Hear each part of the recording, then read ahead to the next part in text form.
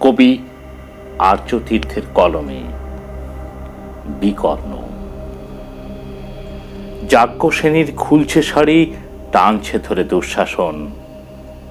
দায় ছিল যার গর্জে ওঠার, নিচু মাথার সে পাঁচজন।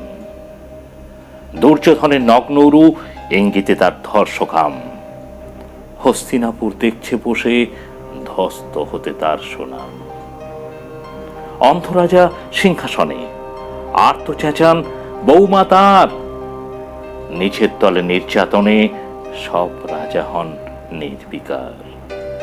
কর্ণ বসে হাসছে হা হা হা, রাজার দলে লোক তো সে। শর্তবিহীন সমর্থনেই তাবৎ আরাম সুখ বসে।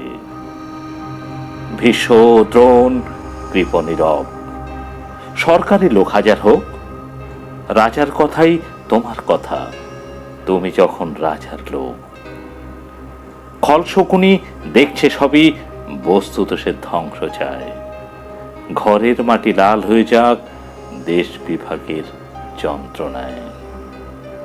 সুশীল সবাই ঘটছে যখন রাজ অপরাধ জঘন্য, ঠিক তখনই তার বিরোধে চেঁচিয়ে ওঠেন বিকর্ণ। বিকর্ণ নন কেউ কেটালো, 100 ভাইয়ের একজনা। তেমন করে এর আগে কেউ তার কথাটাই জানত না। যত গৃহে কাড়েননিরা, অন্তত তা নেই লেখা। ভীমকে যখন বিষ খাওয়ালো, তখনও তার নেই দেখা।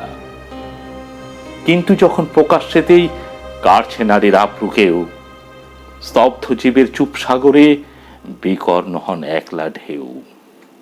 চেঁচিয়ে ওঠেন রাজার কুমার যুবরাজের বিরুদ্ধেই। মহাবলী পাণ্ডবেরও তখন গলায় সে সুর নেই। রাজাও যখন নীরব থেকে সায় দিয়ে যায় ধর্ষণে, ঠিক তখনই সমস্ত যুগ বিকর্ণদের স্বর-শোনে।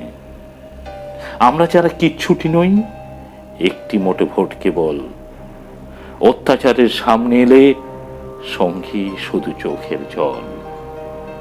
পোষ্যভাবে জাম না চেবাই, অন্ধ এবং নিকর্ণ। প্রার্থনা থাক আমরা যেন একবার হই বিকর্ণ।